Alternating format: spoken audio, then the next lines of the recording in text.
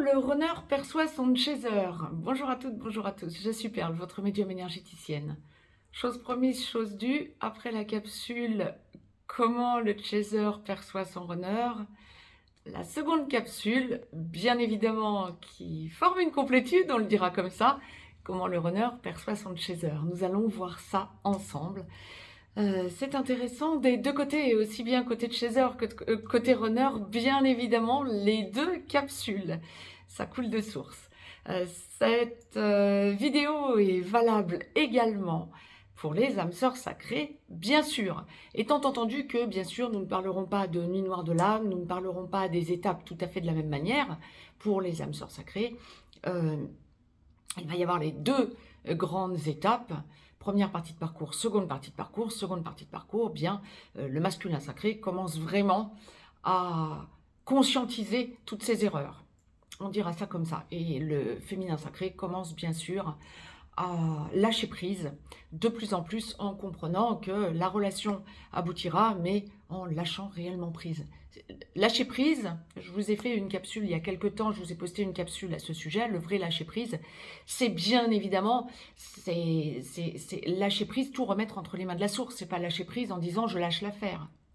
Lâcher prise, c'est pas lâcher l'affaire, c'est tout remettre entre les mains de la source et se prioriser, sachant que la relation aboutira parce que on se priorise et parce que on retrouve un équilibre féminin-masculin en soi. Le chaser ou féminin sacré est celui des deux qui travaille sur la blessure d'abandon, humiliation, trahison, injustice. Le runner ou masculin sacré est celui des deux qui travaille sur la blessure de rejet, respect envers lui-même, envers son autre. Comme dans la capsule, la première des deux, donc de cette série des deux, le chaser, comment le chaser perçoit son runner, cette capsule, comment le runner perçoit son chaser, je vais vous, en vous l'expliquant, je vous dis il, et bien sûr, prenez l'acception qui vous convient. Si vous souhaitez me joindre pour une consultation privée, juste en dessous, dans le descriptif, vous avez un lien. Vous avez un lien pour aller visiter le site perlevoyance.com. Vous avez un lien pour rejoindre le canal Telegram que je vous ai dédié, sur lequel nous ne parlons absolument pas des relations sacrées. Nous parlons de l'évolution de notre société sociétale actuelle.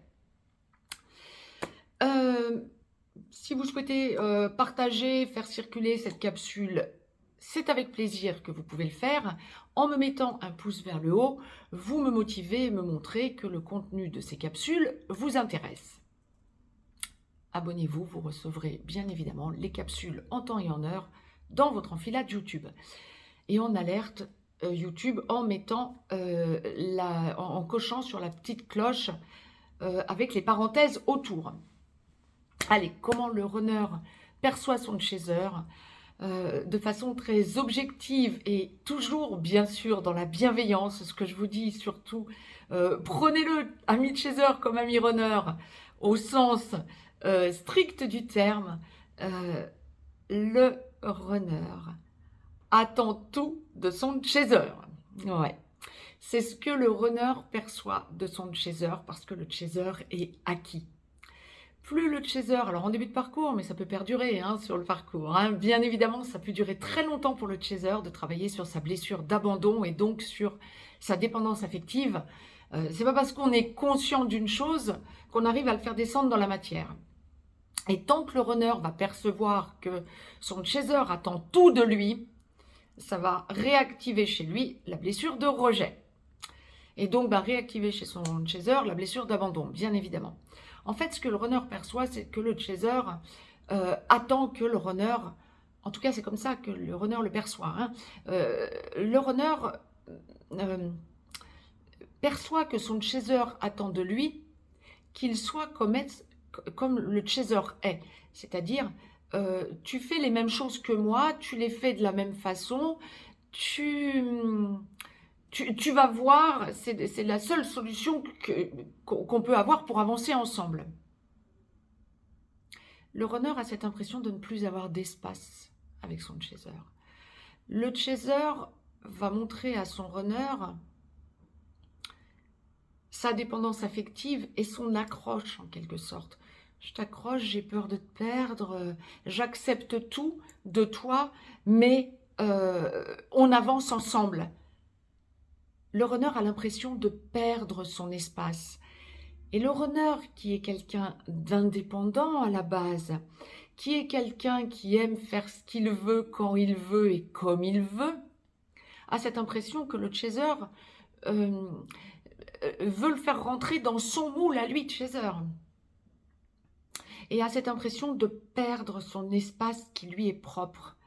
C'est par la dépendance affective du chaser que le runner a cette impression, parce que le chaser n'attend nullement tout de son autre.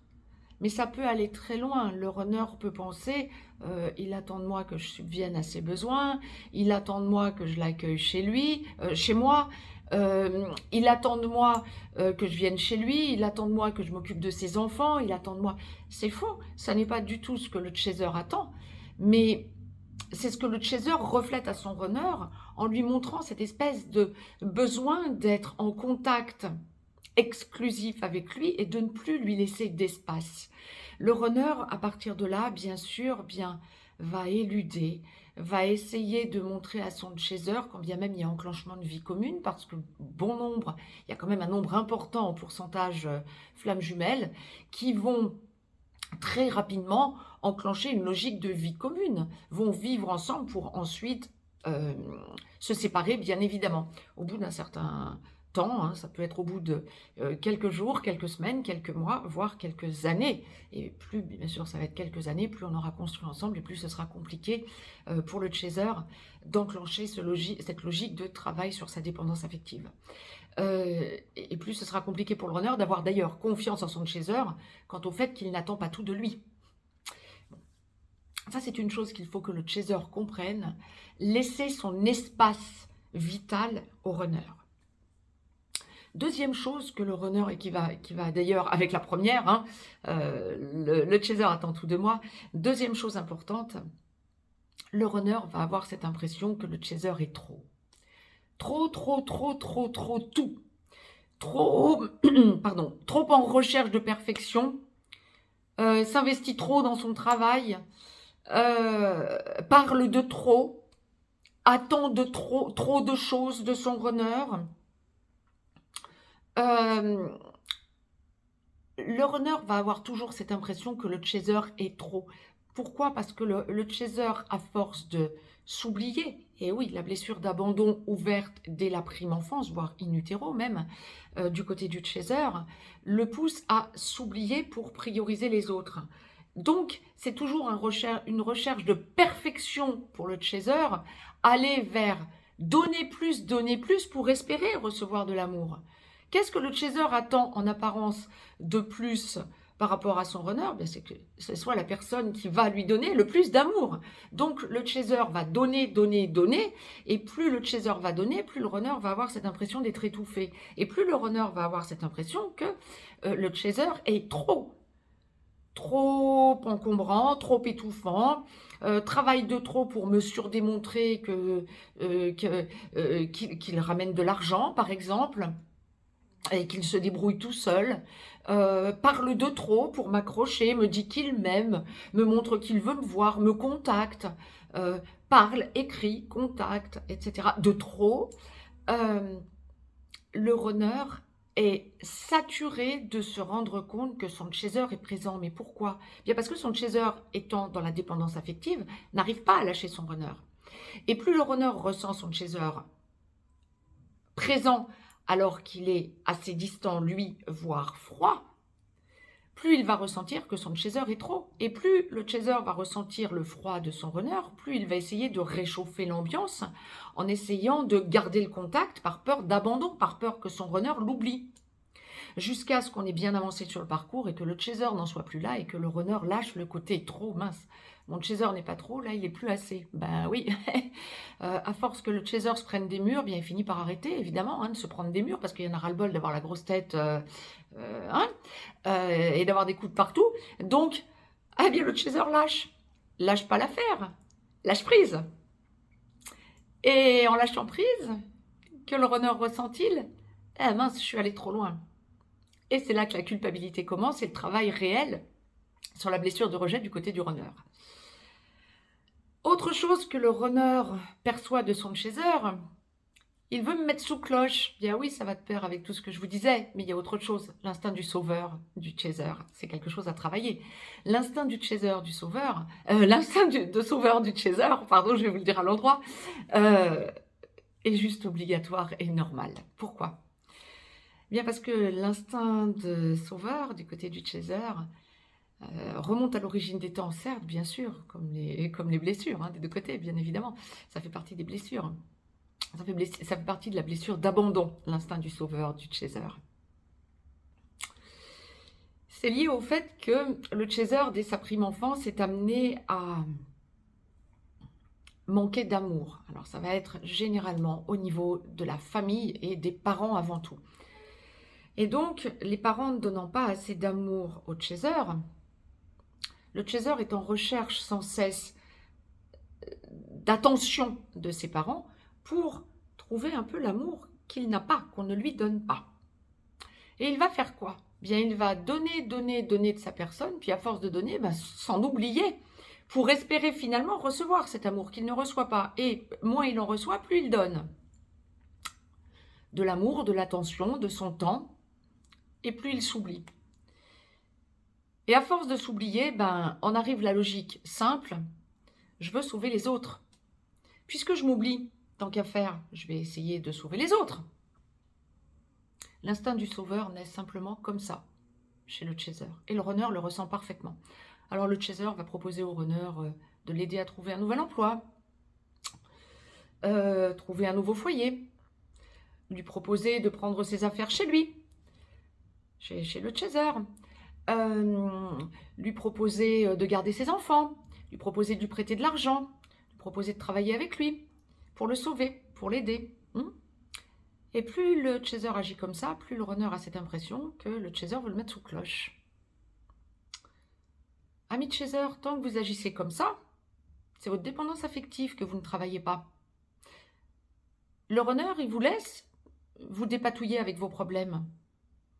Là encore, c'est en toute bienveillance que je vais vous dire quelque chose. Chaser comme runner. Chaser, laissez votre runner se dépatouiller avec ses problèmes. C'est son problème, c'est pas le vôtre. Que ce soit qu'il a besoin de trouver un emploi, qu'il a besoin de changer de logement, qu'il a besoin d'argent, qu'il a besoin de travailler avec vous, qu'il a besoin d'un endroit pour mettre ses affaires, qu'il a besoin d'une nouvelle voiture. C'est son problème, c'est pas le vôtre. Qu'il a besoin de lâcher son énergie tierce. Vous voulez pas non plus lui proposer de la lâcher? Ah bah si, il y a beaucoup de chasers qui le font. Bah écoute, t'es pas bien avec lui, avec elle? Bah viens chez moi. Combien de temps il va venir, votre runner? Jusqu'à ce que son énergie tierce le siffle? Bah oui, bien sûr, puisque c'est pas soldé le karma.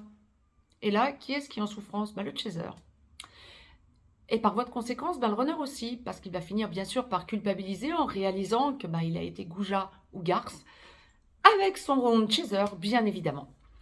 Mais ça va vraiment être l'instinct de sauveur du côté du chaser, donc qui est à travailler pour l'éradiquer, qui va lever ce que perçoit le runner vis-à-vis de son chaser. Il veut mettre sous cloche, mon chaser. Autre chose que perçoit le runner sur son chaser. Il n'a pas de temps pour moi, mon chaser. Oui et non. Le chaser est trop. Trop dans le boulot, trop avec ses amis, trop dans ses activités, trop dans sa mission d'âme pour les flammes jumelles, trop tourné vers les autres. Il a 2, 3 emplois différents, il n'a pas de temps pour moi. Puis en parallèle de ça, quand le runner a envie de voir son chaser, le chaser a tellement peur de perdre son runner, ou de perdre l'intérêt de son runner, ou de perdre une occasion de voir son runner, ou de voir son runner ne plus revenir s'il dit non, qu'il est prêt à changer son emploi du temps à 100% et d'un claquement de doigts 10 minutes avant pour accueillir son runner. Ça rassure le runner momentanément, mais en même temps, que le chaser va-t-il dire? Il parle de trop, le chaser, ce que je vous disais il y a quelques minutes. Je fais telle activité, je vais voir tel ami, j'ai pas de temps pour moi, je travaille 15 heures par jour. Et ça enclenche quoi chez le runner qui vient juste d'avoir la preuve que son chaser est en train de lâcher son emploi du temps prévu pour l'accueillir ou pour ne pas passer à côté d'une opportunité de le voir. Ça le renvoie à quoi, le runner? Que son chaser ose lui dire ça en parlant de trop. Ben, il n'a pas de temps pour moi. Donc, bien, je vais rester dans ma zone de confort avec mon énergie tierce ou dans mes addictions. Et puis, je vais continuer à faire n'importe quoi, puis je vais attendre qu'il ait du temps pour moi, mon chaser. Tant que vous dégagerez, ami chaser, votre emploi du temps pour votre runner, tant que vous serez à vouloir voir votre runner, mais en lui laissant entendre que vous n'avez pas de temps, votre runner pensera chaud, froid. Il a du temps pour moi, il me rassure, je viens de le voir, je suis même avec lui là, mais il est en train de me dire que il a une vie super remplie. Ah, je ne suis pas en train de dire à votre runner que vous n'avez pas de temps, que vous ne faites rien de votre vie, hein, bien sûr que non. Mais c'est votre affaire à vous, ami chaser. Tout comme ami runner, ça n'est pas parce que vous allez percevoir que votre chaser dit qu'il a une vie bien remplie que vous y croyez. Généralement, vous allez vous dire, il n'a pas de temps pour moi, ouais, c'est ce qu'il dit. Bah oui, vous êtes dans le jeu, vous. Et vous, vous n'avez pas beaucoup de temps pour vous. Vous vous occupez. Votre chaser a du temps pour lui, généralement. En aboutissement, le chaser a une vie super remplie, mais ne va pas en faire état. Le chaser est totalement équilibré, et le runner, justement, est en train aussi de s'équilibrer pour sortir de cette fameuse passerelle de la réunion vers la vie commune à la réunion dans la vie commune. Et pour venir, donc, le runner viendra chercher son autre en ramant un chouïa quand même. Hein. Le runner viendra chercher son chaser, viendra chercher son autre par la main pour lui montrer qu'il a lâché sa blessure de rejet et pour lui proposer l'engagement dans la vie commune, puis ensuite la mission d'âme commune pour aller vers la fusion. Le runner pensera que son chaser n'a pas de temps pour lui tant que le chaser montrera qu'il a du temps pour son runner, quand le runner vient le demander, mais qu'en fait, il lui montre que sa vie est bien remplie. Ami chaser qui entendez cette capsule, ne vous dites pas « donc il faut que je lui montre que j'ai du temps ». Non, il faut que vous lâchiez la disponibilité instantanée par rapport à votre autre. Vous avez autre chose à faire, vous avez une vie remplie. Ouais, lui aussi, puisqu'il n'a pas de temps pour vous. À partir de là, vous allez sentir que vous êtes dans un jeu de miroir, en quelque sorte. Ça va permettre au runner de lâcher le côté trop. Trop quoi aussi? Trop disponible. Tu es trop disponible. C'est ce que pense le runner de son chaser. À partir du moment où vous n'êtes plus disponible, vous avez une vie remplie, bien sûr, puisque vous n'êtes plus dans l'attente de votre autre. Là, le runner ressentira votre équilibre. Le runner ne pensera plus « je perçois mon chaser comme quelqu'un qui est trop déjà », non. Et ne percevra plus son chaser comme quelqu'un qui n'a pas de temps pour lui. Il mettra tout en œuvre, le runner, pour se prouver que son chaser a du temps pour lui. Là, on commencera à pouvoir enclencher la logique de l'engagement.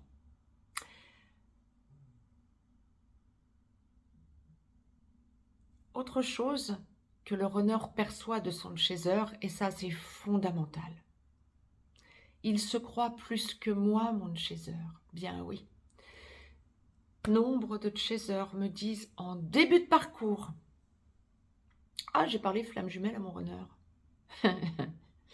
Ouais, pourquoi? Parce qu'il n'était pas capable de le comprendre tout seul? Vous le prenez pourquoi? Et ça va être quelque chose de fondamental. Ou autre chose, ça peut être n'importe quoi. Je vous évoquais tout à l'heure le fait d'essayer de lui trouver un travail. Pourquoi il n'est pas capable de trouver un travail tout seul, le runner? S'il veut changer de boulot, il se le trouve tout seul. Pourquoi le chaser devrait l'aider? Ça infériorise votre runner. Le runner se sent en infériorité quand le chaser propose quelque chose ou des choses pour l'aider. Le chaser n'est pas le sauveur, ce que j'évoquais tout à l'heure, mais le runner va tester son chaser pour voir comment il réagit, parce que antérieurement, le chaser a montré une supériorité d'une manière ou d'une autre. Trop. On en revient toujours au trop. Trop travailleur, travaille de trop, parle de trop, attend de trop, bref, mettre sous cloche. Donc, je vais te proposer des choses, se dit le runner, se dit le chaser. Le chaser dit, je vais te proposer des choses. En tout cas, c'est comme ça que le runner va le percevoir, va percevoir son chaser. Je te propose des choses de façon à ce qu'on avance ensemble plus rapidement parce que toi, tu ne le comprends pas. C'est pas du tout ce que le chaser est en train de montrer à son runner. Le chaser, avec son instinct du sauveur, veut juste aider. Mais c'est juste ce qu'il ne faut pas faire. Parce que la façon dont le runner va percevoir le chaser, c'est il est en train de m'inférioriser. Il pense que je ne suis pas capable. Laissez votre runner, ami chaser, avancer à son rythme et à sa manière. Ce que vous êtes, chaser, le runner n'est pas. Ce que vous êtes, runner, le chaser n'est pas. On forme une complétude à deux. Tant que vous aurez ça en tête, vous avancerez, chaser comme runner, sur votre chemin. Dès que vous le perdez de vue, vous aurez tendance à vous emmêler les crayons. Je vous ai fait un gros point. Chaser comme runner, ce que l'un perçoit de l'autre. Gageons que ça va vous aider à vous recentrer. Quant à moi, je vous embrasse. Je vous dis à très vite pour de nouvelles chroniques. À très vite pour tout un tas de sujets différents. Je vous embrasse. Très très belle semaine à toutes et à tous.